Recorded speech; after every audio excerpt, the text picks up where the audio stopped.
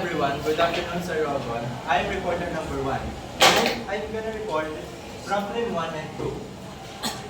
A group of architects is designing a new minimalist art gallery in the bustling city of Quezon City.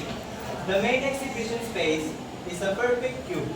If each side of the cubic room measures 8 meters, what is the volume of the room? The formula for number 1 is B is equals to S raised to 3.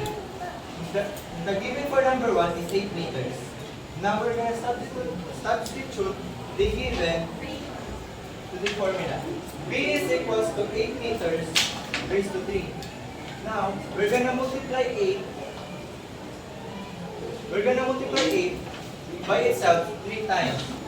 8 times 8 times 8 is equals to 512 cubic meters. And that's the answer for number 1. For number 2, a local furniture maker in Cebu is crafting a set of wooden dies for a board cafe. Each wooden cube has side length of 2.5 centimeters. What is the volume for each die? The formula for number 2 is the same as for number 1. B is equals to S raised to 3. And the given for number 2 is 2.5 centimeters. Now let's substitute the given.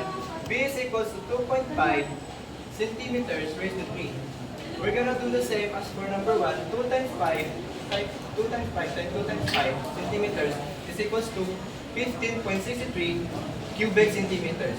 That's all. Thank you.